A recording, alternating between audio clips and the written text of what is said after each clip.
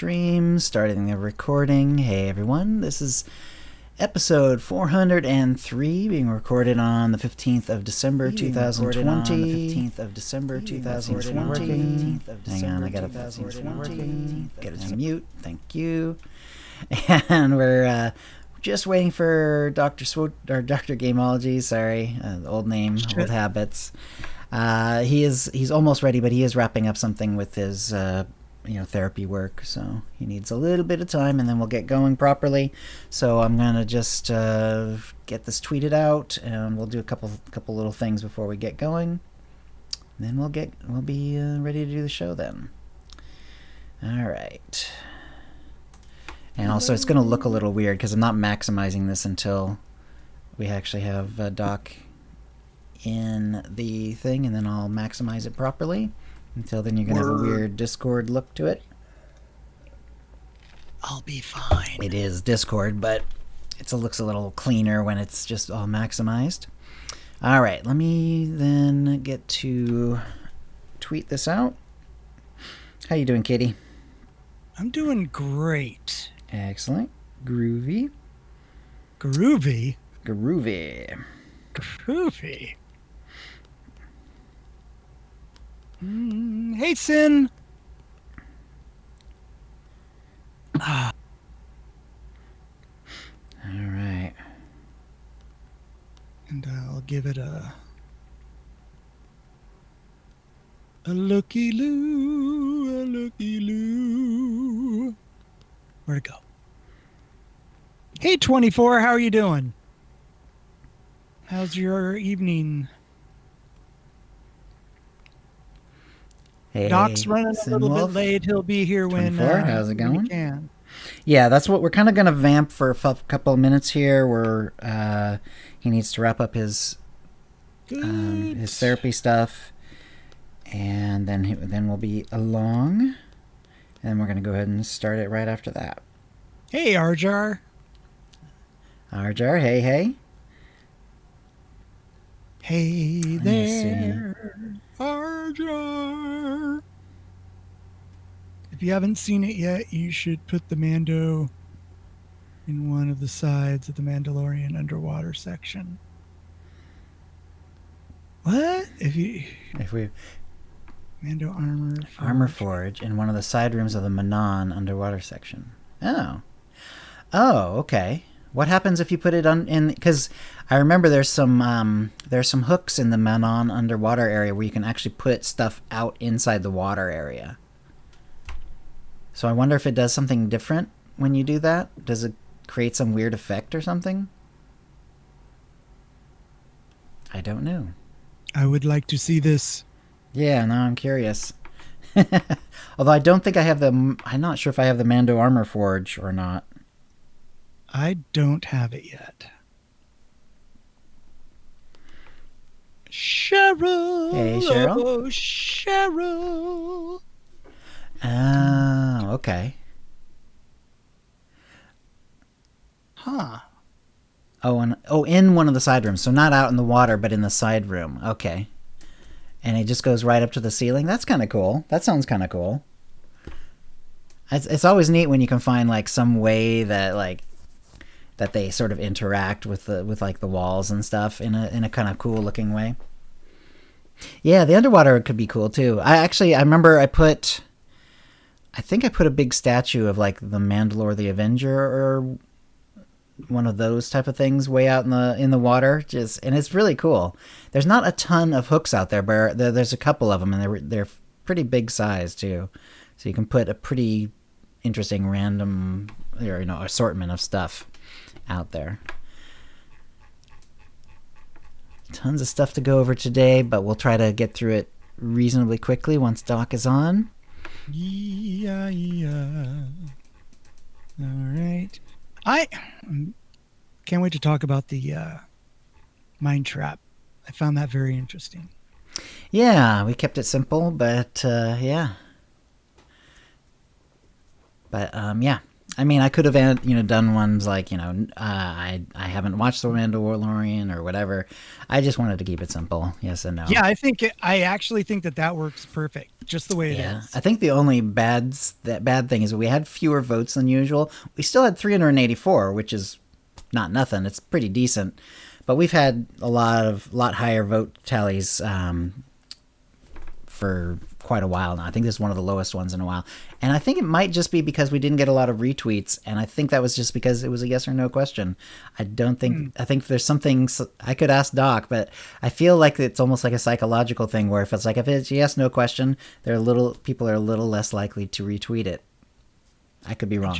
That's just a thought. Maybe it was the subject. Maybe, could be a lot of things. I did it around the same time as usual, so I don't think it would be like when it went out. Right.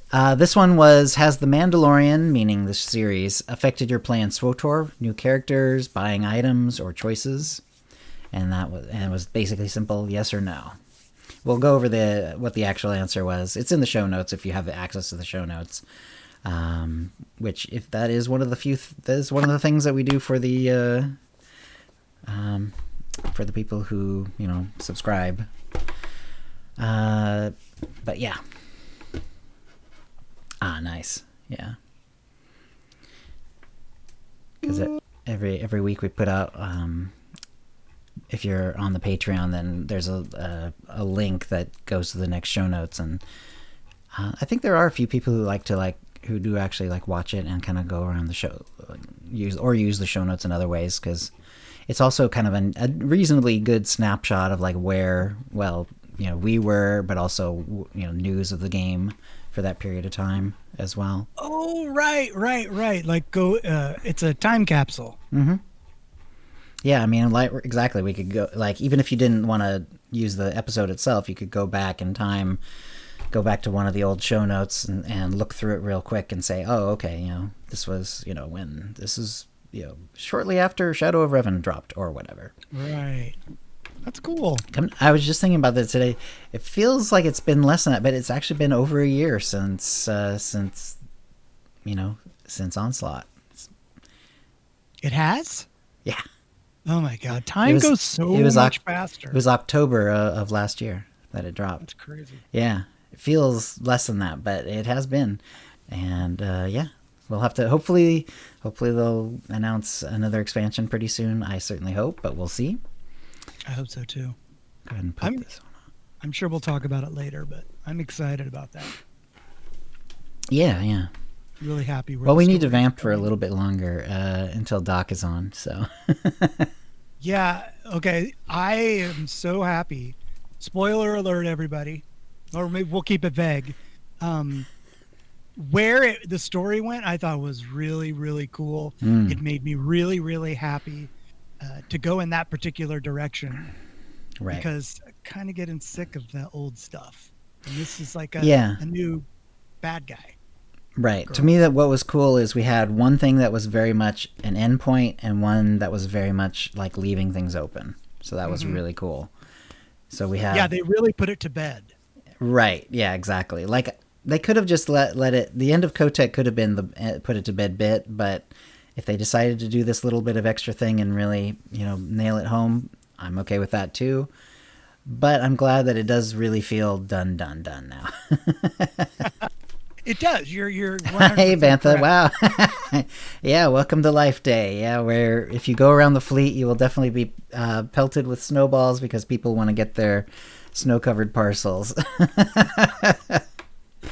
Yeah, so Bantha, if you haven't done that yet, there are some vendors on the fleet, or there is a vendor on the fleet where you can buy a snowball to throw at other people, and when you do, you'll sometimes get a snow-covered parcel, which you can then use to buy things. And that's in the GTN section of the fleet. And it sounds like I heard a little beepity boop, and it sounds like Dr. Gameology is coming on. Yep, I'm here. Hey, Doc, will you be able to use your camera? Doc. I'm working on it. Cool. Baby hey, steps. looking good. Oh, wow. Dun dun dun dun dun dun dun dun. You're definitely on an Empire style ship there. How you been? Yep. Oh, I don't see him. Oh, you don't? I see do. me. I'm There also you going to are. maximize I this. see you now. Going to maximize this. We so it have looks good for the server stream. lag on Kitty's connection. No, Kitty has brain lag. Okay. And Ooh, I like Doc, that. is your Audacity rolling? Not yet. Okay, Now it is. cool. Test. Do you need any time to prepare, or were you good to go? We're probably good to go. All right. All right. Let me double check my Audacity. Yeah, it's still good to go. We've got the recording and the stream going. And all right, so let me get to the top of the show notes because there's quite a bit today. We'll have to kind of hunt and pick, between it. I don't think we need to talk about every last thing that showed up that I put in the show notes. It would take too long, but we'll figure out some stuff. All right, and let me go ahead and get this going, and we'll get the show going. Starting in 5.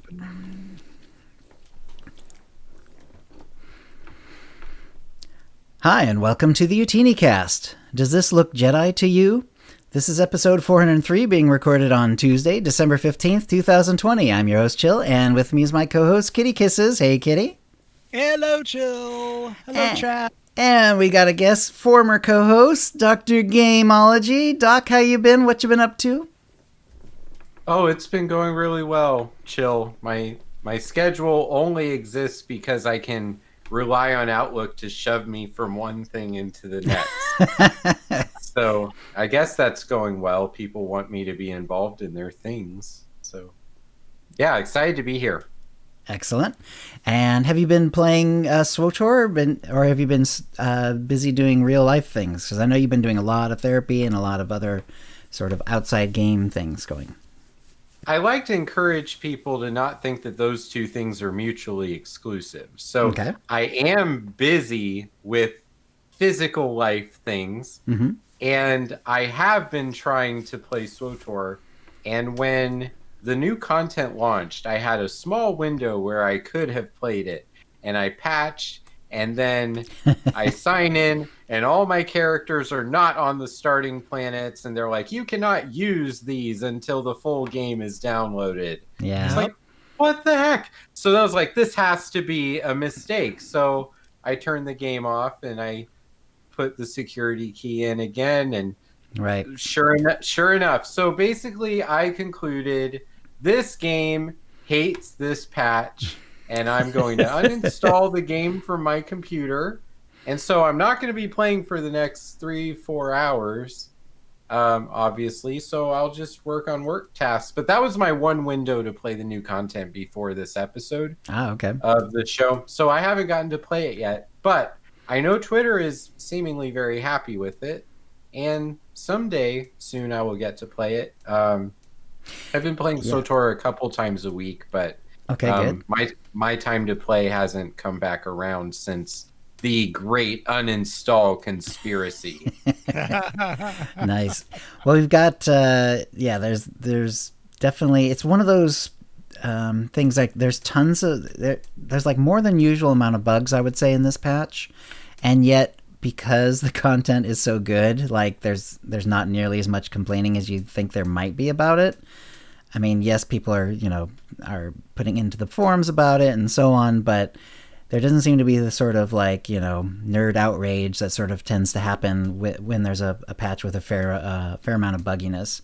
Have you tried the various options that they suggested to for sort of force compatibility? Like, some of them are sort of the usual things where you force it to repair.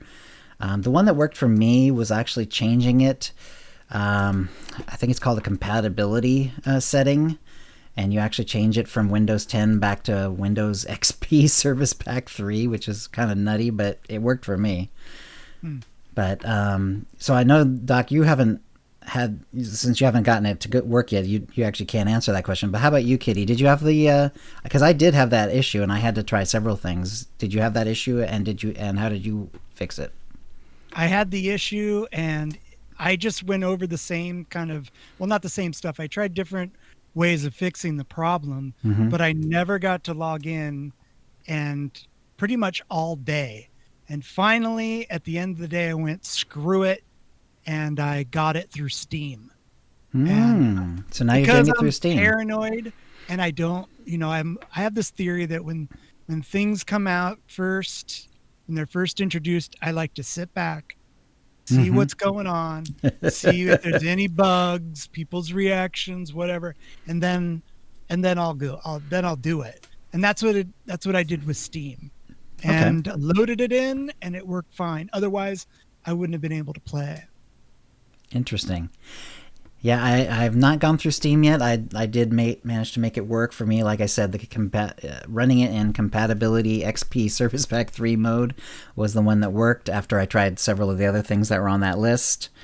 And yeah, pretty weird. It sucked. Yeah. When you have been playing, Doc, what you been up to? I have my Sunday night story mode raid team, and we've been doing whatever op usually is the group finder, especially if we are missing a member. And there have been some fun stories in my podcast that have come from this. We were missing a healer the other night, 2 weeks ago, and I was playing a female character who looked hot, and so people were whispering me to get the invite to the group, and someone messaged me on the fleet and said, hey. So I thought, well, this is my second healer saying, hey, invite me to the group. So I invited them, and then it was Dread Fortress that we were playing, and we got through the first boss, and we're going through in story mode, you don't have to do the maze, but we were going, down the corridor, and someone said, hey, who's this person? I was like, what do you mean? So we realized that they were trying to hit on me, but I forced them to play an operation. That's great. That's the most memorable thing I think that's happened to me in the last few months in SWTOR. But we've been playing every week for ops, and I've been trying to level up a sniper for the first time, and she's in the level 60 range. Oh, cool. But she's on... I just finished a planet, so I think I just finished Nar Shaddaa. Okay. But flashpoints really are the reason why she's in the 60s, and she's finished with Nar Shaddaa. Oh, okay. How do you like the sniper style of play? Well, when we were doing the Dark vs. Light event back a long time ago, I had to create a sniper. I chose sniper instead of operative for that event, and I played marksman, and I didn't like it. And I think it was actually that I did a poor job creating a character I would enjoy playing. Right. The name meant nothing to me. It was just a random Star Wars name that felt Ratataki to me. Okay. So this one is just a human female, and her name, I went with Mindalia, but the first four letters of that name is MIND, which is mind. And nice. And so little things like that make me feel a whole lot more excited to play this character. Yeah. Than with my first character that was just... I don't know. I totally get it. Dark vs. Light encouraged a lot of generic character creation, I think. Lots. Yeah. Yeah, I totally get it. I definitely have stuck with characters that, where the character, the look, the name, where it all kind of comes together for me. And when any of that doesn't hold, I just sort of let them fall by the wayside at some point. So I totally get it. Yeah, I'm playing engineering this time too, which is... For me, that's a tough spec. It's like, I know it works because I've seen people using it. It's a PvP, and in PvP it's pretty common because it's really good with AoE damage and stuff. But yeah. It has good dots too, and sometimes it feels bursty when the certain kinds of dots line up. Right. Nice. Yes. The little bombs go off at the right time. Yeah, but because I'm doing a lot of things that are kind of complicated with work, and so I'm not trying to do things that feel complicated in video games. So Right. I am not playing SWOTOR at all in a way that requires me to know what I'm doing, Chill. Fair enough. And so my friends on my nightmare teams that I used to be on would probably say I've never known what I was doing. Mhm. But thank you guys. Tough love.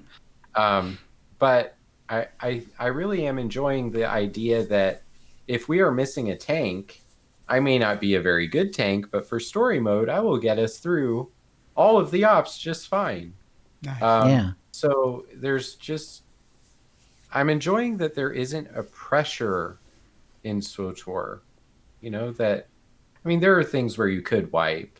Yeah. I'm not saying that it's impossible to die in the game, because it is possible to die in the game. But I am playing the game in a way that is so different than when I was on this show every other week. That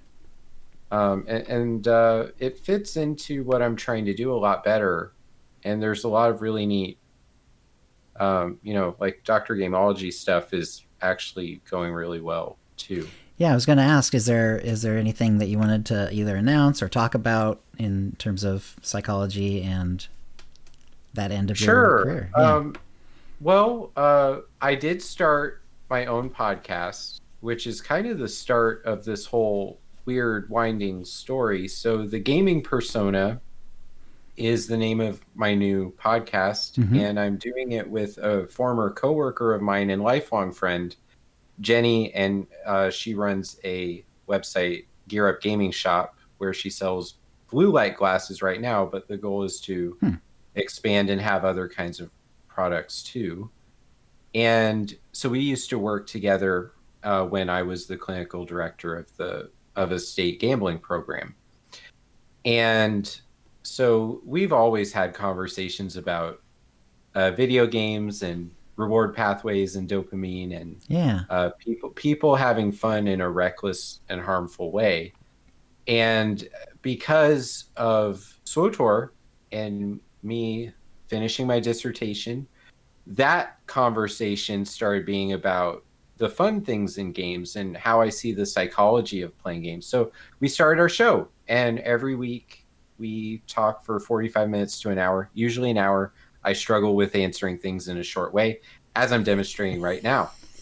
and so we just recorded today our 15th episode. Nice. And we just talked about selected games that mean something to us that received awards at the Video Game Awards over this past week, and some of the mental health messages that made its way into that broadcast too. And so someone in Washington State heard that podcast, realized that she knew who Dr. Gameology is because she saw me at a conference last year, and then asked me. So unfortunately, Nancy Petrie, who is a longtime researcher of different behavioral issues that lead to addiction for some people in psychology, she passed away recently, a couple of years ago. And so that ended the APA's journey towards figuring out what we think in America about video games and addiction. Right. So, there are people that still have their opinions, but no process was in place on helping us. Like the World Health Organization, I was co-host with you, Chill, when they decided that we have gaming disorder now and we're going to start using this in 2020. Well, turns out 2022. Fair enough. So, I'm involved in that process now with the APA because someone heard my show and realized they knew exactly who I was. And it's just really weird to be talking with all the people that did the research that inspired me and made me academically what I am.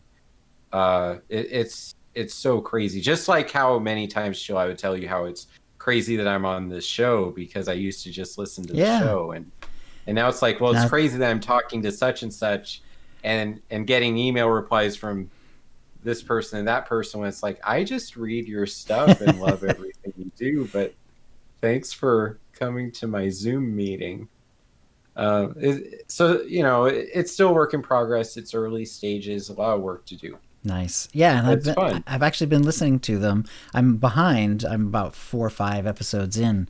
But yeah, it's been nice to hear you both talk about the gaming and all that, different issues that come up and so on. Yeah. Yeah, I mean, it's really neat because I actually do review the research I've read before each episode, and we try to organize the ideas in sort of a heroic journey kind of structure so that we have segments that reflect the different struggles of our heroes in our games. Right. And other fiction. Right. And if someone wants to listen to it, how do they do that? You can find us on most of the podcast places: Apple, Spotify, Google Podcasts. We just added Pandora today. Nice. That was a long process. Pandora probably should be easier to get podcasts on your app. And a lot of the other ones, Stitcher and Podcast Addict, and it's a process. Some of them take months to approve you, and others are just, oh, you have a show, send it to us. Right. Excellent. All right. And Kitty, how about you? What you been up to? I've made a new character, another new character. Nice. And I think I've seen you play her. Yeah, her name's Mako Kitty, and she's a Mako cosplay character. Mm-hmm. And I've been playing a lot with you, Chill. That's true. I think the whole cosplay part of the game has really kind of caught my fancy. So Makes sense. Chill and I have been playing a Lana and Darth Mar cosplay type of thing. Mm-hmm. And that's been super, super fun. Yeah. And it's also been really fun playing with someone through the content, and also, starting to become, better friends. I feel a lot more comfortable and all that kind of stuff. Not that I was uncomfortable, but it's been more really, really fun. Yeah. I did a little bit of Life Day, been working a little bit more, and I think that's about it. Eating way too many cookies. Okay. Way too many cookies. Don't go to the store when you're hungry. Right. Or you end up with cookies and kettle corn. Yeah. I know that. Yeah, I've tried to follow that rule because I've learned that particular psychological trick actually does apply to myself. I definitely shop differently if I'm hungry. Yeah. Yeah. I try to eat healthy. And not in a healthy way. Yeah. With pizza, kettle corn, and cookies. It was ridiculous. And I started playing through Steam finally. Right. And I didn't know that I thought it would upload the patches via the launcher. Mm-hmm. But so I went on and loaded in, put my info in, hit click, play, get to the character start spot, and it's like your characters do not meet the blah blah blah requirements of the server. I realized, you have to go on to Steam and download it via Steam and then launch the game. So that was fun. Trying to figure how the hell is it, what's going on, and then okay, I got it. But other than that, like you might have 2 copies of the game on your PC right now. If test server counts as a copy, I have 3. Right. On it my does, game right now. They're big. Yeah. The server's just as big. Overachiever.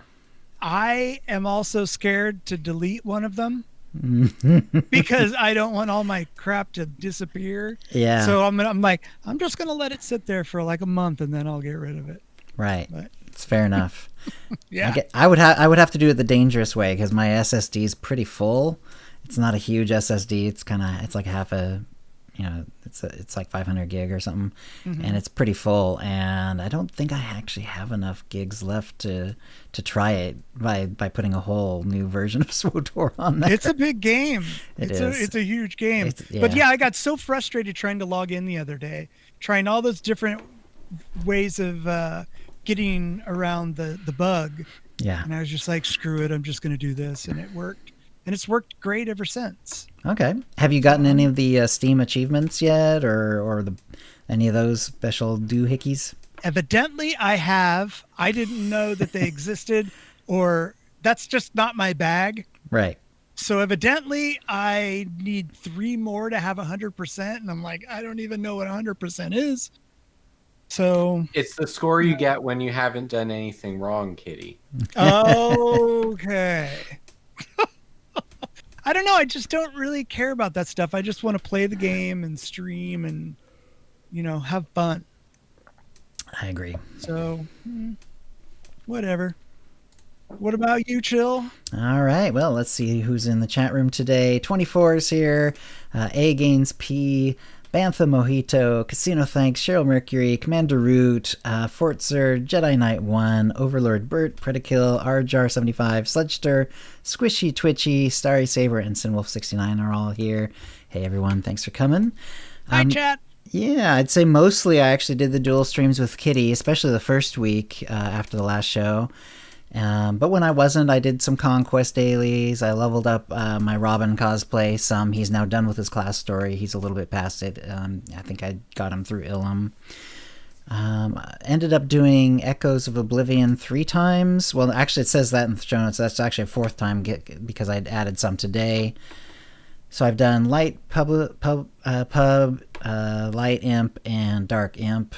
Haven't done a Dark Pub, but I don't have a lot of those type of characters, so have you noticed any difference in the story at all? Not a huge amount. The one thing excuse me, the one thing that I thought would be a big difference would be like if you leave Theron behind or not, because you can like tell him to stay behind. It turns out that turns out to be a bit of a magician's choice. You can tell him to stay behind, but then he sneaks onto Senya and Arkin's ship and comes with you anyway. That's what I thought. Yeah. Perfect. Yeah. The illusion of choice. Yeah, exactly. So the one thing that I thought was kind of cool is depending on who you've been romancing, it actually is different. So I've seen a Lana romance version, I've seen a Theron romance version, and I've seen an Arkin romance version, and they are all kind of cool and a little bit different with the opening conversations especially. Nice. Yeah, so that was kind of nice. And I really like Echoes of Oblivion. It feels epic. Which it kind of needs to, because I didn't realize like there's been a couple of like little story things like leading up to this, and I thought that there might be more, or at least they didn't make it clear to me from that this was like this is like the important story. Like this is it. Don't be waiting for something else along for this storyline. Like this is the chunk that's going to be happening. So it's pretty long. It feels like at least maybe a little bit longer, but roughly a chapter from Kotfir Kotet. It's about that sort of length in terms of how long it takes to get through it. Very, very, very well done. Very cool. I loved how, how awesome is it that there are essentially like sort of 3 aspects of the villain. They all look cool, and they brought back all the different voice actors. Well, there's 2, and then including essentially a new one, and they all sound really, really cool. The Tenebrae voice I think is really cool as well. Like, and it sounds and they're very different as well. So we have the stentorian deep voice of Valkorion from Darren DePaul, and then you have the more kind of a little bit higher, a little more little hissier voice of Tenebrae, and now the middle one, Tenebris, or do I have that wrong? Whatever. And then now you have the new one, and the new one is very hissy and sort of demonic. It's very, very, very, very well done for Tenebrae. Sinister. Yeah, so very, very nice. Cool, and he looks really badass too, yeah. And it makes sense, as you know from the story, you see it in Kotfir Kotet, you see his father is a Sith pureblood, so you know that at one point he was a Sith pureblood. And so he is a Sith pureblood, but then there's they call it the ritual that's been carved into his flesh, and you actually see that. It's very cool. Vitiate. Yeah, thank you, Futzer. I don't know why I couldn't remember that one off the top of my head. I should know it by now. But yeah, he just looks awesome, and he sounds awesome too. Some pretty interesting boss mechanics for some of the fights, and not just at the end, but a little earlier on. There's a couple of other interesting fights as well. A lot of cool sort of places that you get to go as well. Very happy with it. Really, really liked it a lot. So and then you and I did the new Flashpoint, the Mandalorian Flashpoint. We sort of did it in parallel on story mode. Yeah. And this was prior to 6.2a dropping, so this was like the bugged version with like mobs that had way too much health and a couple of bosses that had too much health. It was difficult to get through, but it was kind of interesting to see it that way. It took way too long that way too, but we did manage to get through it. I actually redid it today with 6.2a, and it feels very much more like it should. It's a lot faster. It's still difficult in a couple of parts, but reasonably straightforward to get through, since it is meant to be a story mode sort of Flashpoint.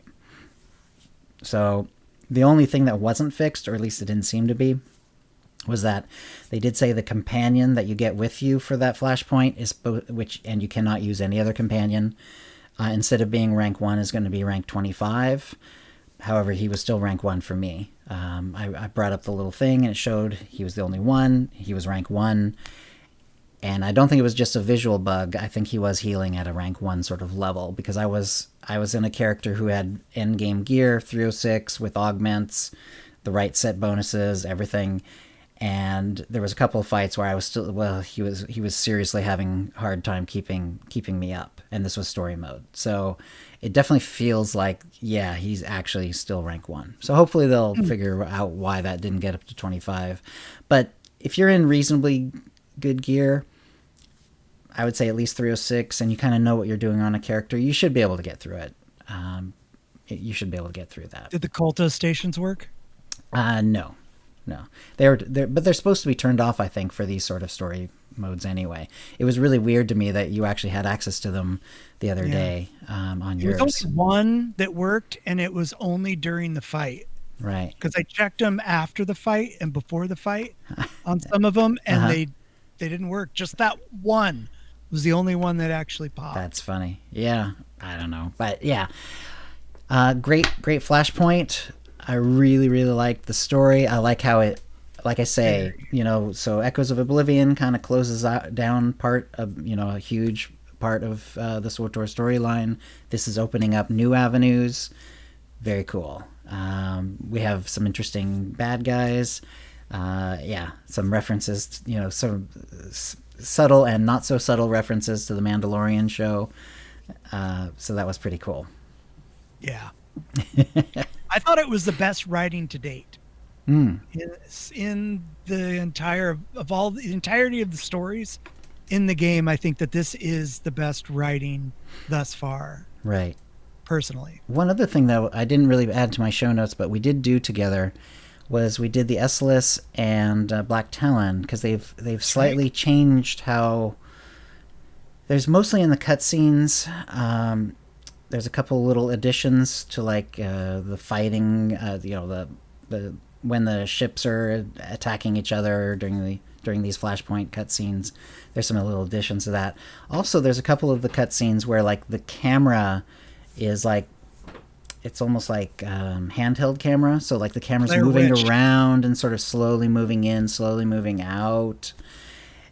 And it worked okay most of the time, but there was at least one cutscene. I think it was Red Talon, or Black Talon. I think it was Black Talon. Yeah, where it was too much. It was too much movement for no reason.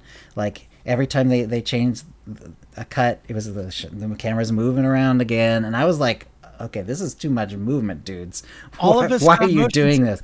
Yeah, we were starting to get slightly ill to our stomach. It was kind of crazy. It's I don't know why they're doing it this way, because it's I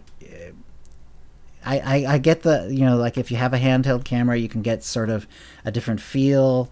and that sort of thing. There are reasons to have it, but it kind of needs to be motivated. It can't just be like, just do it because you can do it. You should actually like have a reason for it to be, and especially not like this much motion where it was like really extreme.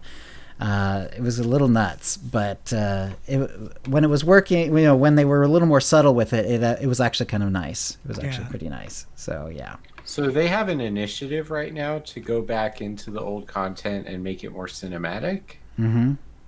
Yeah, they added some cinematics too. Just little tiny exterior shots. Right. Just little things for the most part. But these are all in the same spots that people hit spacebar and don't. Yes, that's true. Those early flashpoints, nobody wants to watch. They always like. If you watch all that effort and new stuff and you're in a group, you're going to get people saying spacebar, please. Right. Looks like the chat room kind of agrees with us. Fortzer and Starry Saber are both saying there's too damn much camera shake. So yeah, I think we're not the Hammer only, Station too, huh? We're not the only ones to think that. So we might have to try out Hammer Station as well. I guess they must be just going from just working through it from the bottom up. Maybe they've done even more, but that's pretty. It's cool. like my Fox had a camcorder. Yeah, they're like doing the special edition treatment to their content from 10 years ago. They're just following the Lucas tradition of taking what isn't broken. Oh my gosh, that means if we're still playing SWTOR in 10 years, we're going to have the McClunky edition. That's of right. Now. Everybody will have walkie-talkies instead of guns. That's fun. This is why we love Star Wars, right? That's right. All right, so let's go on to the tip of the week. So we have a couple tips, one from Kitty, one from myself. I'm sure there are other tips that people could come up with for the new content. I'm happy to, hopefully people will send those in. But go ahead, Kitty. Go ahead and give us yours. Okay, so it is Life Day, and they have the goofiest looking pet.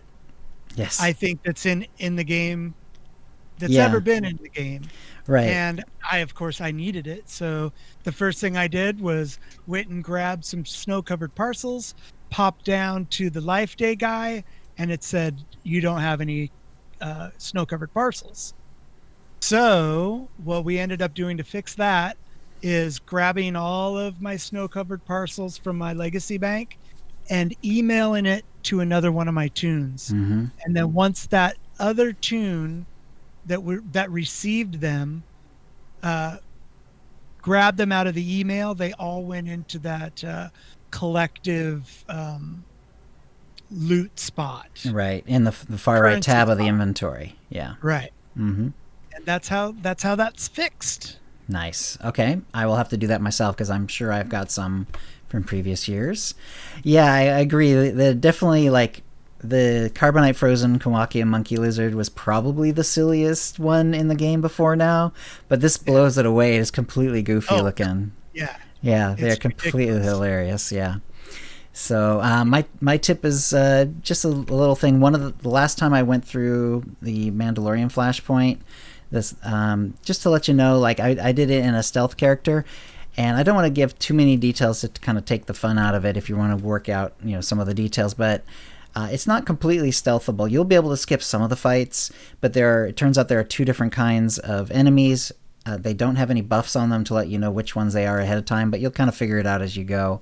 There's two different type of enemies that have sort of built-in anti-stealth, and they will just, you get too close and they will just turn on you and the fight is on instantly. So it's a little tricky if you're a stealther, actually, because of course if you're a stealther you also like to start the fight from stealth, and if they are pulling you out of stealth and just attacking you, it doesn't work so well. But so that's still, I would say that you do save a little bit of time overall if you're a stealther in that particular flashpoint. So there we go. If you have a tip of the week to send us in, send it into OotiniCast@gmail.com before the next show for a chance to win a Tonfon or AM83R droid code, or you can get an M2B9 droid code courtesy of BioWare and a new OotiniCast provided Cartel Market pack from the latest shipment, which of course tends to be in Ultimate Pack. That'll bring us to the Mind Trap. And before we get to this week's Mind Trap, Doc, a couple of weeks ago we asked people if they feel bad when they make dark side choices, and 56.4% said that they did feel bad. So I was just wondering if you had any thoughts on, like, when you make light or dark side choices in a game, how it makes you feel, and sort of what that says about, psychology and how people play. Well, I think the first place I would start is with character creation, because character creation establishes that window of how you connect with the character and the way that they exist in the virtual environment. So people who have a high level of life satisfaction tend to make characters that are more connected to them. And this is not just physical appearance, because in MMOs we're frequently dealing with other species and things like that. But the features of that character are designed to speak to them more directly in whatever ways they find important. So if I am playing a character that has a strong, direct connection to my psyche for whatever reason, again, not always visual, and then they murder a kid, Anakin Order 66 kind of stuff, in SWTOR, that would be, and we were not expecting that decision to be, like, sometimes when you are about to take someone out in SWTOR, it really does seem like we just strongly disagree on this. Right. But then the lightsaber ignites and it's like, we really disagree on this. Right. Okay. So I think that if you have that strong connection and you have a high moral congruence with the kinds of choices you make, whether they're real or fictional, then making these dastardly choices could result in a brief, unfounded feeling of guilt. Because unfounded because you're not actually hurting anything that's actually alive, but that shock to your system of I'm not that kind of person might be this like minuscule moment of what did I just do? That Anakin, what have I done? And then you realize it's an MMO and you keep playing. Right. So if you have a character that is an escape for you and is just, a trash character, or a character that you're cosplaying, and so the goal is to mimic and show, like, you're not trying to make a character that reflects your psyche, you're trying to be a tribute to Marvel Comics, like you've done many times, Chill. So then the moral decision is not yours, it's your perception of what Marvel is telling us this character is. Right. So, if you're playing Deadpool and you're doing all the dark choices and you're reminding them, I'm going to kill you because this is just an MMO, right? So you're also breaking the fourth wall. Then that may not reflect any of the things we're talking about. So that's how I would seek to answer the mind trap from a psychological perspective. Thanks. Excellent. Interesting. All right. For this week, we had the question, has the Mandalorian, the show, affected your play in SWTOR? New character, or buying items, or choices? And then we'd love to have you reply with how. We got 384 votes, and it was pretty close. It was 55.7% said no, it has not affected their play in SWTOR, but 44.3% of them have. And to me, that's fairly interesting and kind of a stronger response than I had expected. I expected a reasonable amount of yeses, but I didn't expect it to be almost half necessarily. Because that kind of hints to me like there's, what am I getting at? Let's just say there's a reason why like things that are successful in the shows and movies of Star Wars end up in SWTOR versions of the game.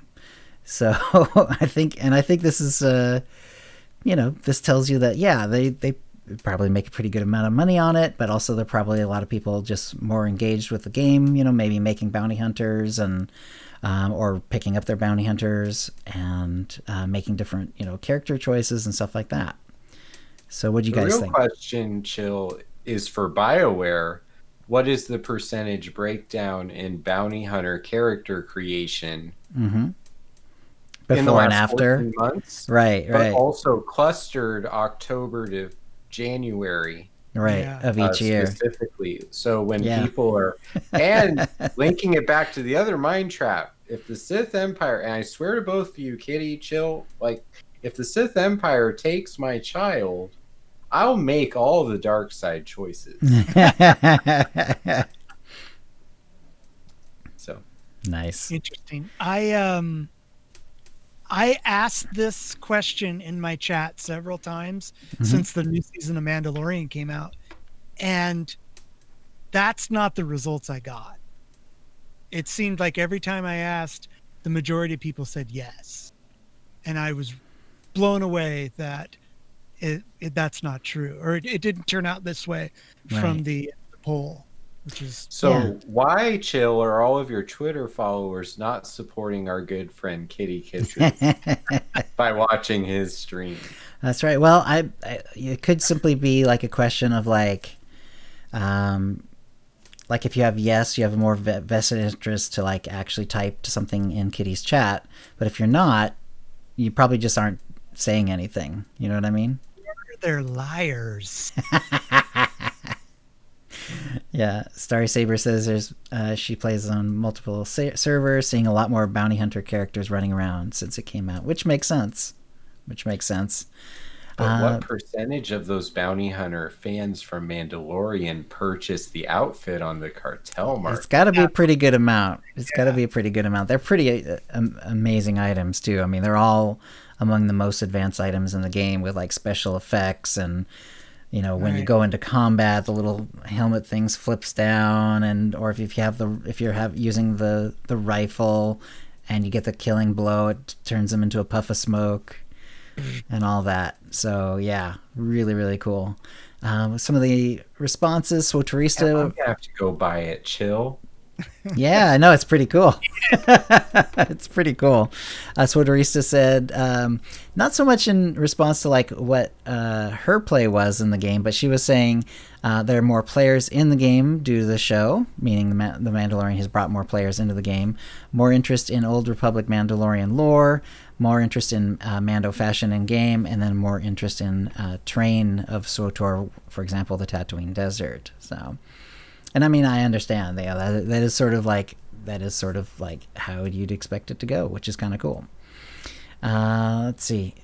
Some other people is like, I'm not a huge fan of the show, so it hasn't impacted my gameplay. But watching some of the movies, like Last Jedi, Rogue One, or so on, make me want to play.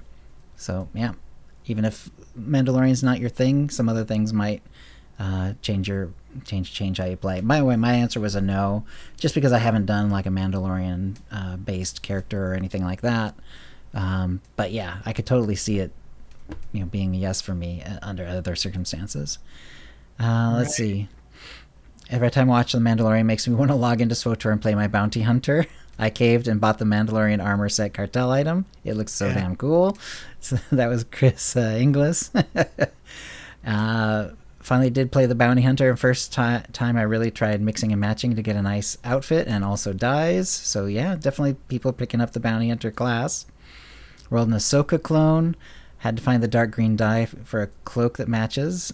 But I do have a pair of white crystal sabers.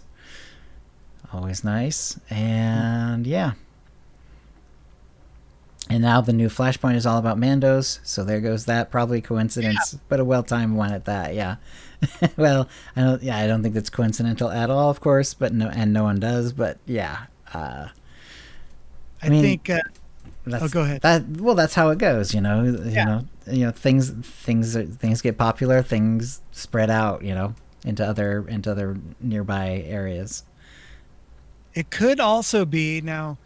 My very small knowledge of sociology, psychology, and all that stuff is the Bader-Meinhof phenomenon, where you correct me because I know I'm wrong, Doc, but isn't that where you see something or you hear about something, and then you seem to see it all over the place. Oh, okay. Yeah, because it brings it to the top of your mind. Yeah. Yeah. Mm-hmm. It's like if you buy a new car, then all of a sudden, it seems like half the cars on the road are your type of Right. car. Yeah. Yeah. We could say that's in play here, but I feel like Traitor Among the Chiss happened in proximity to the Thrawn books getting restarted Mm-hmm. in the new canon. So, you know, a Disney Plus show is a larger scale of cross branding than a book, because more people will watch The Mandalorian. But BioWare is paying attention to what Star Wars is doing. Oh, Right. yeah. And I remember conversations with a couple other content creators that probably was just personal conversations and not related to that program, where they were wondering, why is there no Mandalorian content a year ago? Mm. Right? That if a flashpoint like this would have been locked and loaded, ready to go at Rise of Skywalker time, which was also Mandalorian time, you know, the push could have been maybe more catastrophic than 6.2. I couldn't log into my real life. That'd be awesome. But of course, yeah, they can't quite get it done that far ahead of time. So that'd be pretty quick for them to do. But yeah. Well, see, that's assuming that they start working on things when they see it as fans. But Lucasfilm could send an email over to EA that gets forwarded to BioWare that says, hey, we started filming this show. It's going to hit Disney Plus in 18 months. Can you build a Flashpoint? Right. You might want to consider bringing the Mandalorians back in some way. Yes. Yeah. That sounds I mean, good. they're already there. Shea Vizsla, and we had a chapter on them in Kotet. Kotvi, Kotet. I don't remember which chapter it was, but they are there. Yeah. I mean, my Theron is, or not Theron, my what's the Mandalorian that's with you? Shaven. No. Torian. Oh, Torian Kadera. Yeah. Yeah, my Torian's dead, but No! Oh no! And of course, there's a Kadera reference in the new Flashpoint, which is cool. well, that's so cool. I can't wait to play it. I was supposed to have it done, but launcher issues have have derailed the streamer formerly known as Dr. Sotor. Yes. You're gonna. I hope you like it.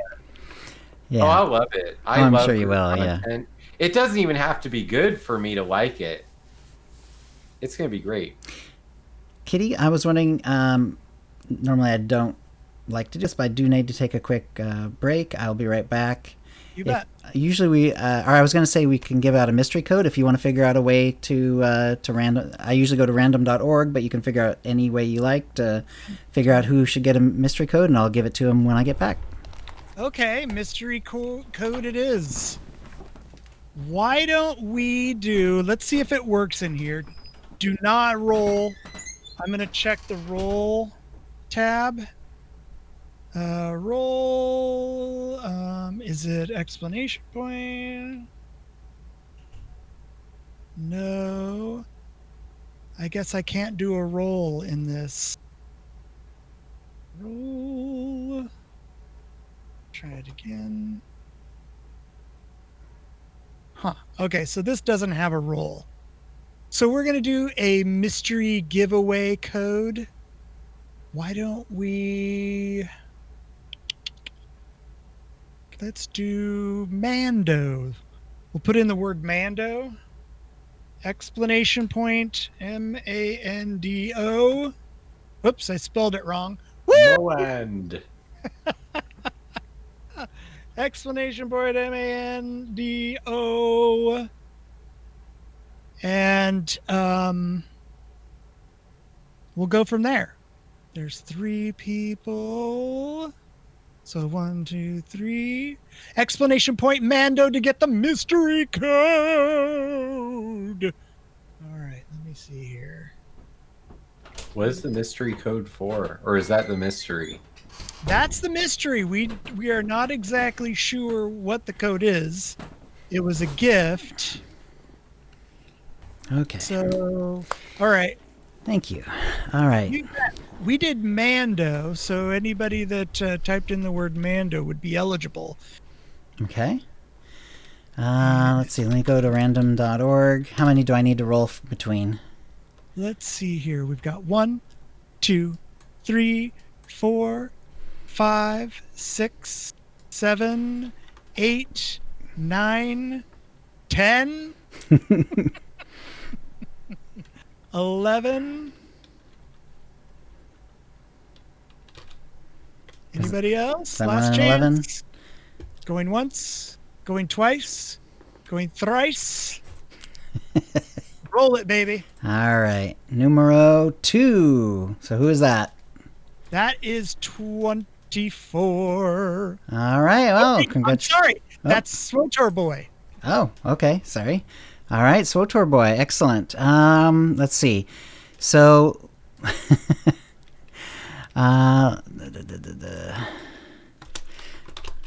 so Swotor Boy. Congratulations. 403. So what a mystery code is they sent us some codes and they were supposed to be in like these different categories. He said, these are these codes and these are these codes. And I gave one of them away. And,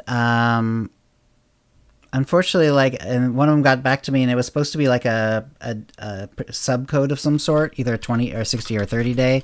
But he got back to me and said, this was actually like a cartel coin code. But he was perfectly happy with it, so fortunately, I didn't feel too badly once he said he was okay with it. And so, yeah, these are now mystery codes because we can't guarantee what they have on them. we all we know is they came from Swotor, and we're going to give them out. It could be anything in the game. All right, so Swotor Boy, I'm whispering it to you right now. Let us know what it is, because I'm curious to see if it's all the same thing or if it's not. I think, and I can't even guarantee it's going to be the same amount, but I think when I gave it to Zen and he got back to me and said it was something else, he said it was like a 2400 CC code. Hopefully this one will be the same, but it could be, who knows what it could be?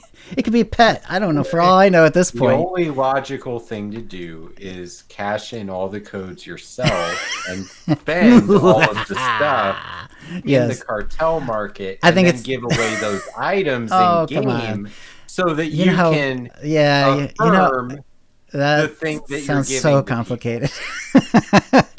Plus, I'd have to have like stuff on every server. Yeah. No, I think it's more fun to call them mystery codes. The Steel Sean server. Solved. Right. That's right. I think it's more fun for it to be a mystery code. So I love the idea of it being a mystery code too. BioWare emails Chill. Why do you have 197,000? Yeah. Because I have all the codes. All right, that'll bring us to the holo feed. Let me have some water, and then I'll get it going. All right. So game up 2,400 cartel coins, and it was a 2,400 coin code. Thank you, Swotor Boy. Okay, that's awesome. Yeah, that's a pretty good code. Excellent. So enjoy. Yeah, the mystery codes are fun. Your monthly allotment. I will. We'll tentatively say there's 3 more that we'll give over in the next few episodes. They're probably going to be the same because they did come in a chunk in a batch. So hopefully they'll be the same. That'd be cool. But I can't guarantee it. So we're still going to call them mystery codes. I like the mystery code anyway. Mystery code. Are you ready for your mystery code? Will he be a dream or a dud? Get ready for your mystery date. That's an old reference there. All right. Game 6.2 Echoes of Vengeance is live, as you know. And let's see. So We've talked about this in previous episodes. So, we have Echoes of Oblivion, we have the Spirit of Vengeance Flashpoint, the login rewards. I would say the login rewards, and unfortunately the 6.2a did not really fix this for me, but it's a little buggy for me. When I log in, until I actually go and accept the new login reward, I have a chance of freezing my client, and like my mouse starts jittering around, and then if I don't get that login reward cleared out, it often freezes up. Fortunately, when I go in a second time, I can usually get it by then, and then after that, it seems to be fine. That would be fun, wouldn't it? When we'll like truly random codes, where as opposed to ones where we just don't really know where they are, but we could kind of suspect. But actually random, like it could be.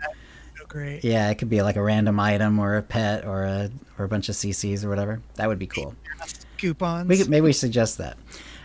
So the login reward system seems to be working. I like the social because Kitty and I have been doing social stuff together. You know, dual streaming. We've the social buff has been nice. Some of the other stuff are just, you know, it's credits or some really weird level 3 white gifts, like white level gifts, which you don't see in the game a lot at all.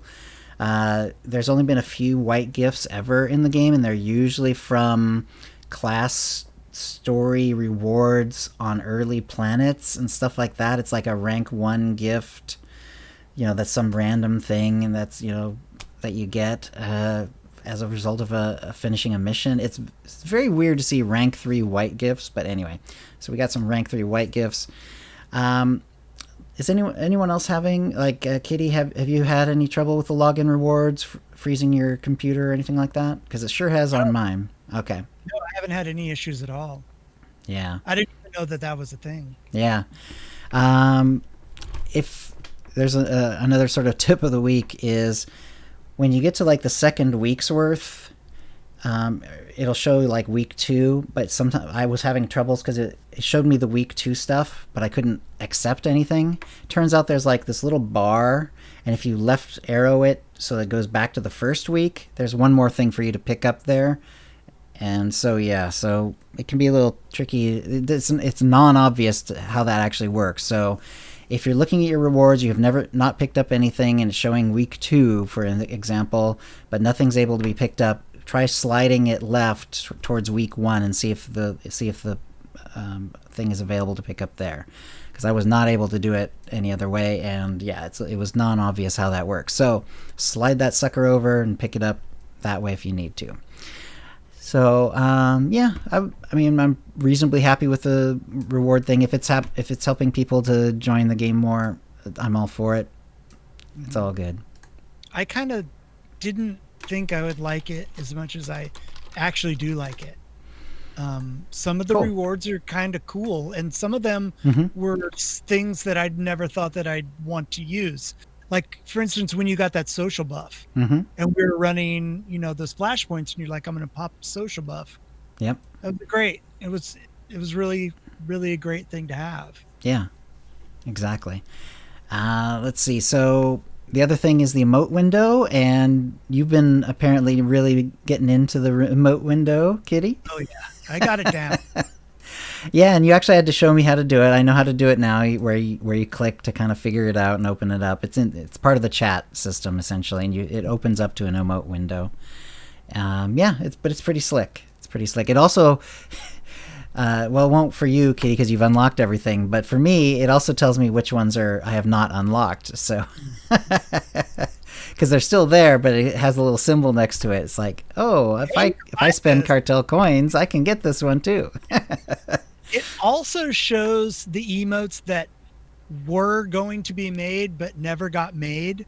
So when you're scrolling down there and you're going, I have never seen this at all, it's okay, it doesn't exist.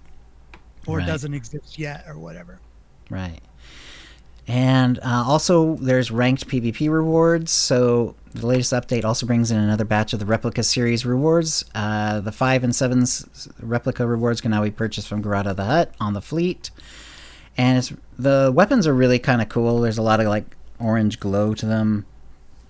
The rifles and so on have like sort of a bowcaster sort of thing with things sticking out the sides.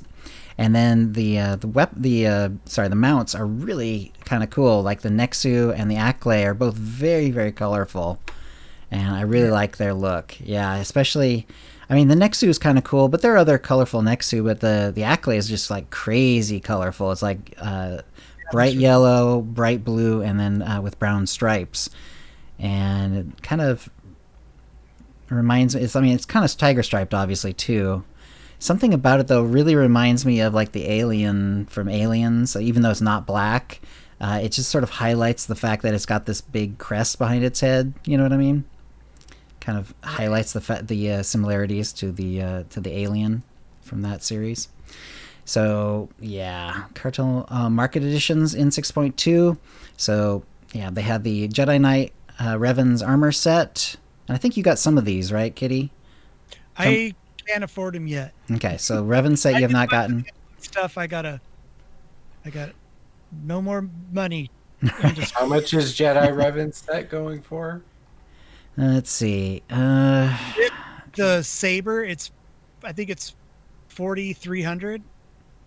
It's expensive. Yeah, they're expensive. Yeah, the prices they didn't put it in the game update, so I actually don't have it on hand right now. But yeah, they're pricey. So this one is the Jedi Knight Revan is kind of interesting because it still has a very Revan face mask, but and then the robes are sort of more Jedi robes, but there's a little bit of the hint of the Revan with the belt with like the little circle things hanging down, a little bit of like the bit in front on the front of his armor where that is also sort of like there's like a leather strip going down the middle. So kind of it definitely feels a little Revan-y, but especially of course the mask, but it feels a little Revan-y, but considerably different from like a lot of the other Revan sets. There's also a Forge Master's armor set, which is kind of designed to be, like someone who's kind of put their suit together, out in doing foraging and all that sort of thing. And it's not my look, but if you were looking for that kind of look, it's pretty cool. I thought it was forge as in a armor forger. Right, forge. Yeah, but no, it's Forge Master. Isn't that funny? There are some armor lights, especially on the helmet and a little bit on the chest piece as well. And those change color based on the equipped color crystal.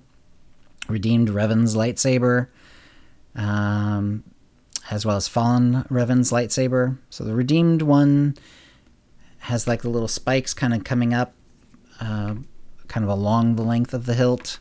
The Fallen Revan's lightsaber is extremely simple, but kind of cool looking. I'm a kind of a fan of lightsabers that have very clean, simple looks to them. So I actually kind of like that one. Mm-hmm. There's a blaster pistol, but because they had a lot of animation, the animations and pictures don't show in the show notes properly. But it's a very fancy looking blaster pistol, basically. Vectron Phantom mount, so another Vectron, so it has that sort of general Vectron look to it.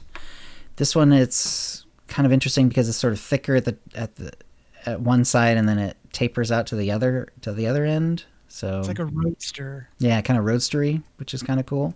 And a Mandalorian Forge decoration bundle with. I'm not sure how you'd describe these items. I guess. They're sort of the show Mandalorian-esque. Like you can see them storing stuff in things that look like that in the show. So I think they sort of took the look from the show itself more than anything. Right. But of course, like everything in the game, they do sort of SWTORize it a little bit to make it fit in with the time period and so on. Oh yeah, Sinwolf mentioned the sparkle powder. That's actually part of the Life Day event. There's now awesome. Purple sparkle powder is available in the game, and I think you can buy it too. There's a new community team member, Jackie Ko. She's been showing up a lot on the forums.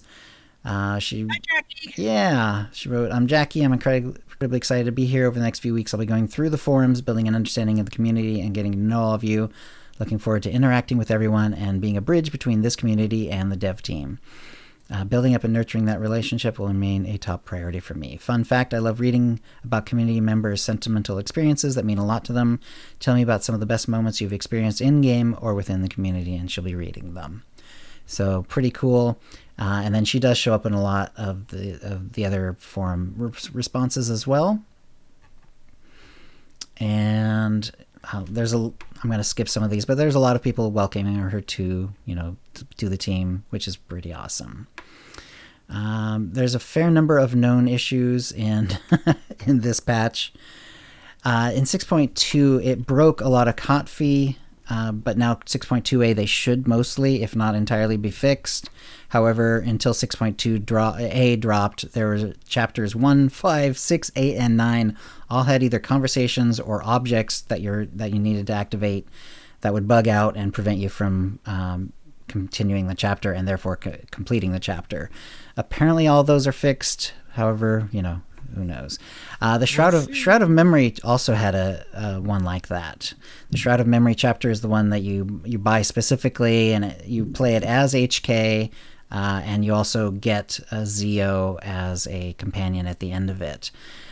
Because that chapter was bugged, I think I added this later on in the show notes, but because that chapter was bugged, they actually temporarily took the Shroud of Memory purchase, because it's now purchasable, off of the cartel market. So it's currently not available.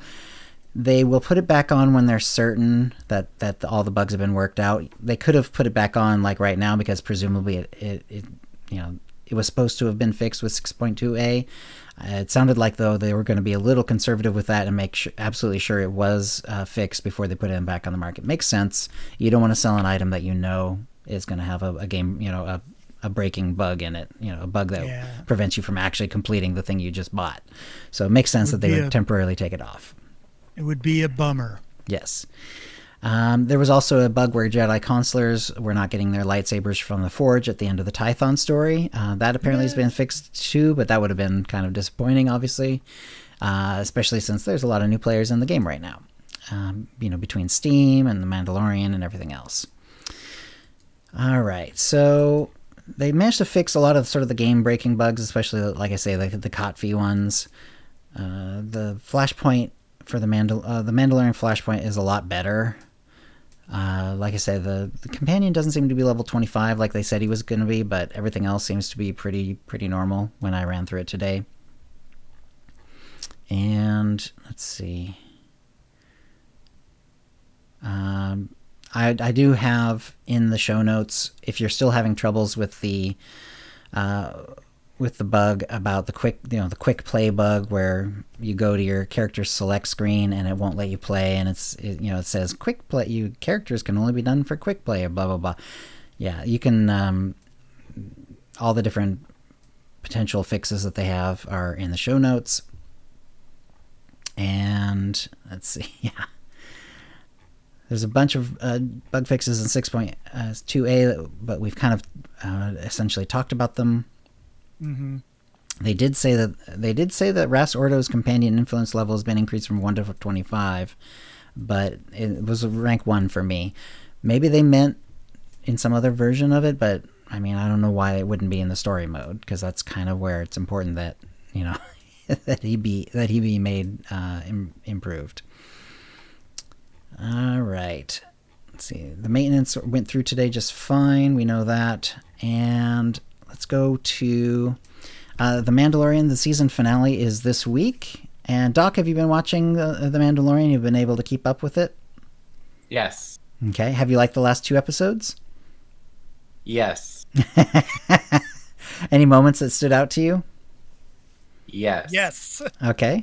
Without being too spoilery, what did you like? I think it's really cool that Imperial Intelligence leaves all of their confidential information behind a face-based CAPTCHA. Mm-hmm. That it doesn't matter what face you have, you just need to have a face. So, a face in their database. Here's all of our dirty laundry data. No, I think that this show is probably some of the best Star Wars storytelling that there is. And you get... I have wrestled with how I feel about the sequel trilogy on this show on multiple occasions, Chill. Right. And so I always am pushing myself to come out on the positive side. When you watch The Mandalorian, it's just pure love of Star Wars and all of it, right? Like they know more stuff about Star Wars than you do. And it's sort of like, this is the story we decided to tell since we consumed all the information. And so the Mandalorian is just so confident, it feels like, in what it is. It really is, yeah. You don't have to bend over backwards to come out on the positive side. You're just positive about it. At least that's how I feel. Also, it's sort of like, do we think our fans would enjoy seeing the Slave One in a Mandalorian show? Mm-hmm. Yes. Okay, let's do it. And I feel like so much of Star Wars in the first 5 years of the Disney purchase was like, will our fans enjoy this? Yes. Oh, well, gotta make sure that does not end up being where the story goes. Right. We have to surprise them by being un-Star Wars. Now, that being said, there's a lot of things in the sequel trilogy that are very Star Wars. Right. The Mandalorian is just better at storytelling. Right. Yeah, they're just doing really good storytelling. Yeah, I agree. Yeah. Yep. Sorry if that's too controversial, Chill. No. I get it. Yeah. No, yeah. I really liked the last two episodes were really good. I like seeing Tython, even if it was, it was only a little bit of Tython. Well, actually, a little bit physically of Tython. Most of that episode actually took place on Tython, yet we only saw like a few hills and like one thing that was sort of Jedi related, and so we didn't get to see, like the Jedi Council chambers, or even just destroyed or not, or anything like that. But we did see some. But it was nice to be there anyway, and. And I think it was kind of interesting how the direction that they took the story, and so what's going to have to happen now. I'm pretty happy with it. I'm pretty darn happy with it. I thought Bill Burr's scene with his old, I can't remember the character's name, sorry. Bill Burr's the comedian who plays the one guy. And he's always sort of been sort of sarcastic and so on, and then he meets his like former commander, and then things happen. I really like that scene. He did a really good job with that. They connected Battlefront 2 into the conversation of events. Yes, that's right, because of what happens. Yeah, or has happened in The Mandalorian. Yeah, that's true. And Office Space, which was very important. Yeah. Chill, I want to just go back to Tython for a second. Sure. I don't know what kinds of technology is underneath that stone that Grogu is sitting on. But like whether it was aided by technology, it really just felt like the Force is here. Like you can see it with your eyes. Yeah. It's not levitating something, that the essence of the Force is swirling around this child. Mm-hmm. And we have never seen the Force as a visual, like in our field of ultraviolet kind of. Right. I know vision, what you mean. Right. And so it felt like they're connecting all the things from the video games and from animation. Right. Yeah. And they're letting it happen in live action now. Mm-hmm. Whereas the Force in live action was very much up to the imagination of the viewer. Right. Right. So I thought that was fascinating to see. And it was an effect that lasted the range of the episode. Yeah. Mm-hmm. Right, because they absolutely could have stuck to the movie version where maybe he would slightly rise off the stone. Maybe there's a bit of a shimmer in the air, or you see some pebbles fly around or whatever. But they could have done it with the same sort of old cinematic style. But they decided to go with something different, which was kind of cool. Yeah, I agree. Right. Not only was it a conduit for contacting other people, it had a barrier that the Mandalorian couldn't get through. Right, even though he was on the child's side. It wasn't only the mystical side of the Force, it was a physical thing. It's like the which will was of really the cool. Force. Yeah. Yes. And the right.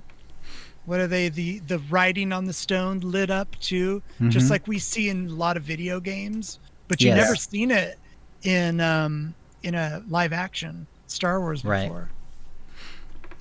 One other thing that I did on stream is they did drop 3 different trailers and a bunch of information about different shows, Star Wars shows that are going to be coming out on Disney Plus. And, you know, while this is getting pretty far outside of SWTOR at this point, there was an Andor trailer, Andor being Andor Cassian from Rogue One, the spy. They're going to do a show around him. There's a trailer, and I have links to all the... You can find it easily enough on YouTube, but I do have links to them in the show notes. Have you guys seen these trailers? The Andor trailer, the Rogue Squadron trailer, the Bad Batch trailer? I saw the Andor, and that's it. Okay. No. Okay. But I'm up to speed on the news, at least. Yeah, okay. So the Andor trailer sounds like... it's going to be live action. It's going to be a TV show type, you know, with episodes. Sounds like I think it was 12 episodes long. And the interesting thing for me that I thought was kind of cool from the trailer, when you see it, and you'll this is not like something that I had to go deep into. They're pretty much on the surface about it. Is it sounds like they actually wrote it all out ahead of time, figured it all out ahead of time, and they're doing it all in one, you know, at one time. Which is kind of cool because, like, that way, like, they really know where they're going. They know what they're trying to do with it, and it gives me high hopes that it'll be a good quality show, because they won't just be like trying new things off the cuff, or, you know, different writers all the time or whatever. You know, you can always argue, well, this is a tiny bit from Rogue One. It's really not, you know, it's branching out in any way, and that's fine. You know, I understand that argument, but if they tell the story well, I'll be happy with it. Like, not everything that they do here has to be like completely new, you know, mind-blowing, something completely different. Although I do hope at least some of it will be, because looking at the list, we've got Rangers of the New Republic, we've got Ahsoka, which is going to be another sort of TV series, Andor, the one we just talked about, a series about Obi-Wan Kenobi with Ewan McGregor and Hayden Christensen, which is pretty wild. Yeah. We got the Bad Batch, which is, you know, based on the Clone Wars. Visions, which is interesting. We'll talk about that in a sec. Lando, the Acolyte, which I don't really know much about yet. A Droid Story, which I don't know much about yet. And then Rogue Squadron, which there was a little teaser trailer for. And a lot of these are like definitely tied to like Skywalker Saga. So a lot of them, they're not branching out. And so I definitely get if like people are saying, you know, I'd really like to see something where they like try another part of history and so on. Cause like not much of this even seems to be related to their new High Republic push that they've like really pumped up, like not very long ago, a few months ago, they were like saying, hey, High Republic coming a few hundred years ago, not related to the Skywalker Saga. You know, there's going to be a bunch of stuff about it. And now, like, which of these is High Republic? If any of them at all? I don't know. Maybe none, maybe a couple. Anyway, so I'm hoping that, you know, I really do hope that they start with something that's, you know, beyond the Skywalker Saga quite soon. However, saying that, I also believe that a good story well told, I'm perfectly happy with that. If Andor just turns out to be that, I'm completely content. It does look like they were really going to have the same high quality as The Mandalorian, with effects and scenery and all that sort of stuff. So I'm really excited about that one. The Rogue Squadron teaser trailer was really unusual. This one's going to be a movie, and it's going to be the director of Wonder Woman, Patty. Oh God, now I've forgotten her last name. I should have written it down. Sorry, Patty, whatever. And instead of showing like a teaser for the movie itself, or like whatever, she just talked about the kind of story she wanted to tell and why she wanted to tell it. And I'll leave it at that. But I thought that was an interesting way to go. I liked the original Wonder Woman movie, and she did a really good job both with from an action point of view as well as like a character development sort of point of view. So I have good hopes for that too. But beyond that, there's not much to say about the movie itself because it was very like conceptual, like the director talking about the sort of story she wanted to tell. Bad Batch animated series trailer I thought was a lot of fun. It was very just sort of splashy with like a lot of action stuff thrown in. So who knows if that's going to be good or not. If it has good writing, it'll be good, and if it doesn't, it won't. As far as I'm concerned, but I'm excited to see what they do with it because it was kind of a cool idea. I like I love the idea of certain clones that, for whatever reason, they don't perfectly mimic all the other clones out there, and and they sort of gather themselves together and call themselves the Bad Batch. I think that's both funny and also just like a really cool idea. So I have hopes for that too, but we'll see. So Patty Jenkins, thank you. I knew I had the right. At least I had her first name. Which of those, like, Doc? Not that I did a great job necessarily of giving you the lowdown. You did a great job. But what of those three, let's say, are you looking forward to? And also of the ones that we only know the title to, really draw you? Well, clearly Obi-Wan Kenobi. You spoke up for that. Kenobi. Having Hayden Christensen involved in that is my dream. And then Ahsoka. I think that'll be a lot of fun too. Yeah. Yeah. I really liked her portrayal in The Mandalorian. So that was really, really good.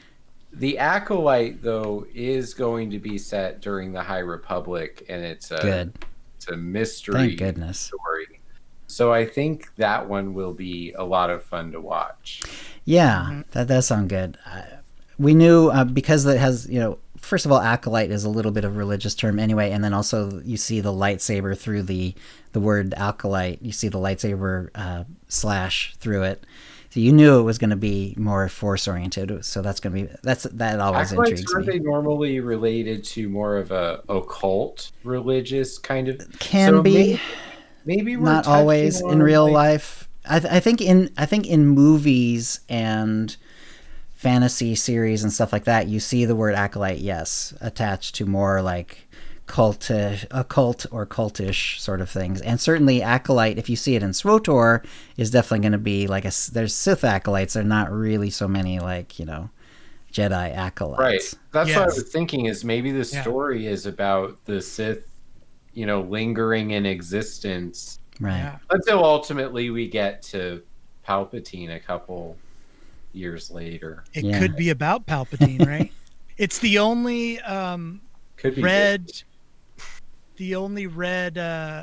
lettering out of everything, so maybe it is the vision sounds kind of cool. The little bit I know about it, it's going to be like a bunch of different stories told through animation, apparently including like Japan style animation and stuff like that. So until I know more, I don't know what to say about it, but I like the idea. I think that could be really cool. Sometimes, like when you get that sort of thing where you get to try almost a different media, like if you change the style of animation enough, it almost becomes a different media because you can tell different stories and you can't tell certain other stories if when you sort of bend how your animation is going to work. And I just like the idea that they're gonna try that. That sounds a little more experimental, and I'm all for that. I hope it's Visions, a Star Wars rom-com.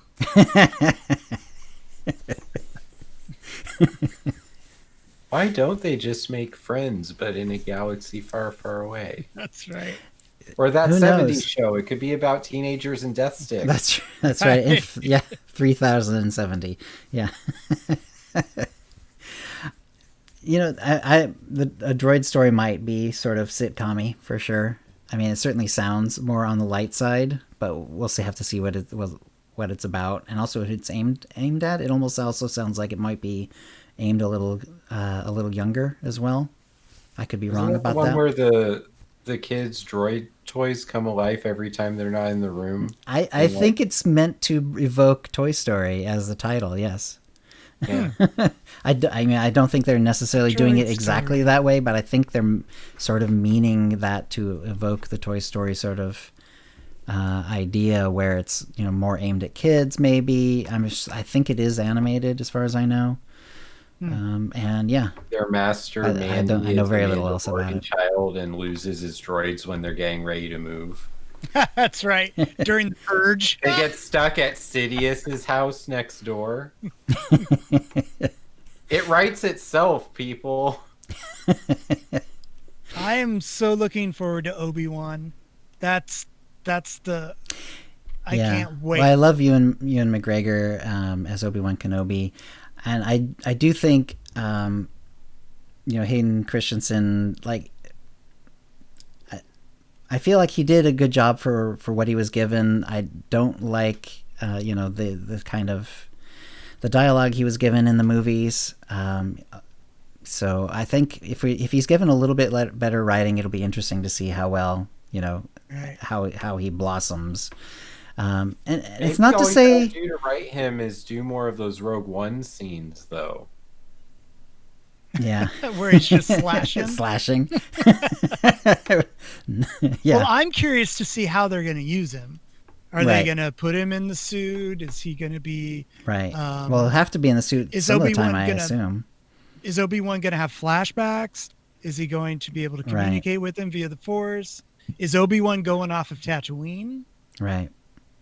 He almost will have to be. Well, I think they actually mentioned that they go to a more watery planet. So at least some of it will be off of Tatooine. I've been bothered for 15 years about the line in Return of the Jedi where Darth Vader says Obi-Wan once thought as you do to Luke when they're on Endor. I've always been like, what the heck are you talking about? Like, he left you burning and took your lightsaber. Like, there's no, like, in A New Hope, it's pretty obvious that Obi-Wan does not see Darth Vader as a redeemable character, and then going through his Force Ghost appearances in Empire and Return of the Jedi also, you have to kill your dad, Luke. Yeah. You have to. So I wouldn't be surprised at all if they have a lightsaber fight. Everybody wants it. Right. Like, why do the show if you're not going to do...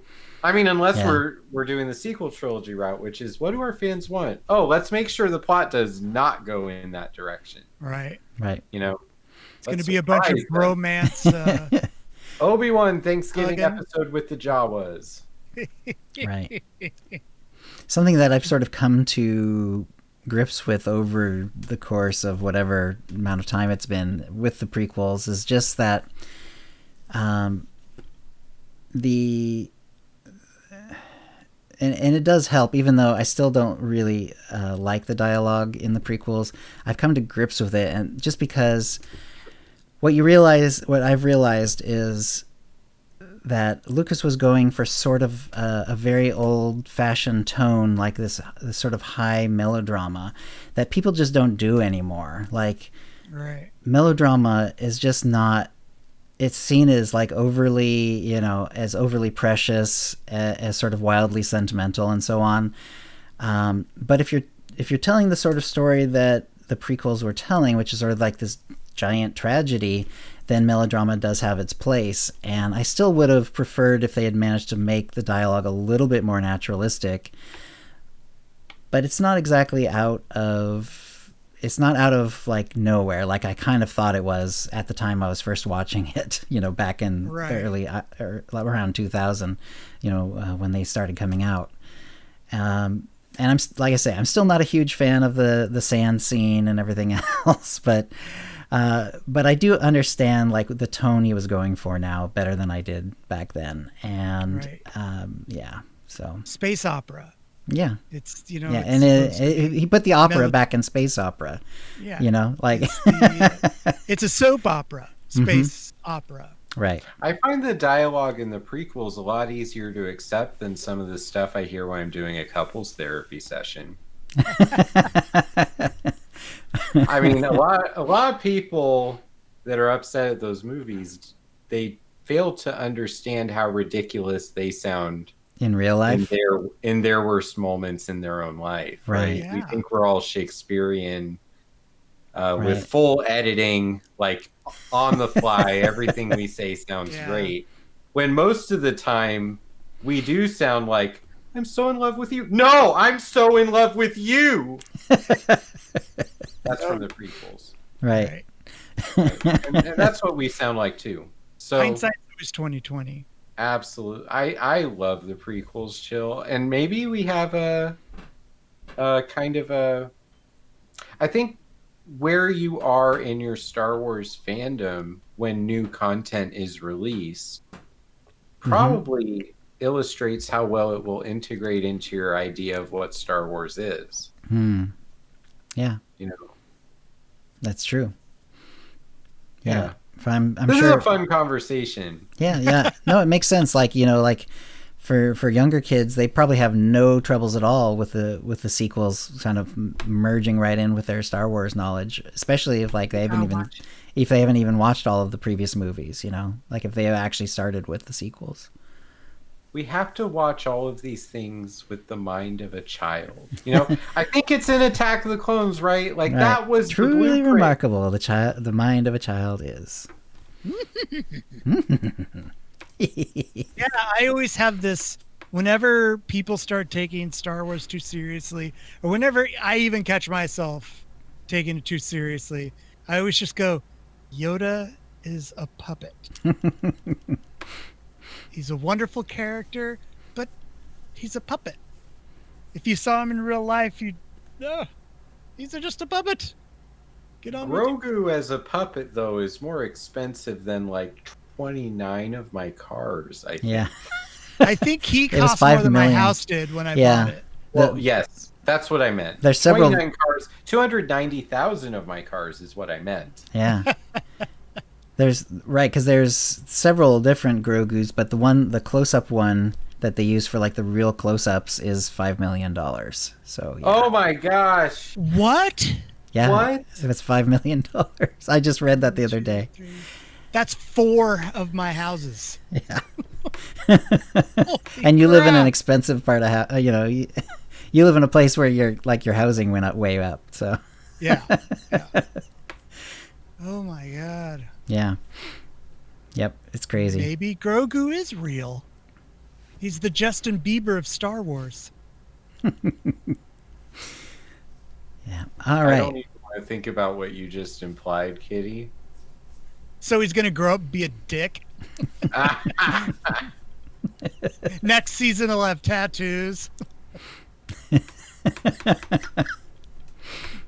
That'd be funny. Yeah. All right. Anything else going on? Let's see. I think that's enough. Doc, is there anything else that you need to say, or do you want to tell people how to get to your various websites and so on again? Yeah, you can find me on Twitch at Dr Gameology, and I try to stream regularly in the mornings, unless professional tasks are blocking me, and that's happening right now, but you'll see me soon. Excellent. And the Gaming Persona podcast is available on most podcasting platforms. And we do a weekly show on a topic with the psychology of who we become when we play games. Excellent. All right, then. That's a show. If you'd like to play with us in the Utini Knights Guild on the Republic side of the Satil Shan server, or in our Guild on the Empire side, do a /C join Utini to join the Utini channel, then let us know you're a fan of the show. You can email questions and comments about the show to OotiniCast@gmail.com. Follow us on Twitter using @OotiniCast. You can find contact details for us on our website, OotiniCast.com, which includes how to subscribe to us using iTunes, Stitcher, and the rest. We record the show live bi-weekly on Tuesdays, usually at 4 p.m. Pacific. Go to OotiniCast.com/live to find out how to join in.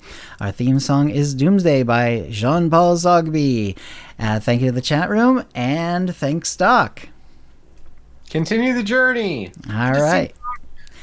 And we'll see you next show.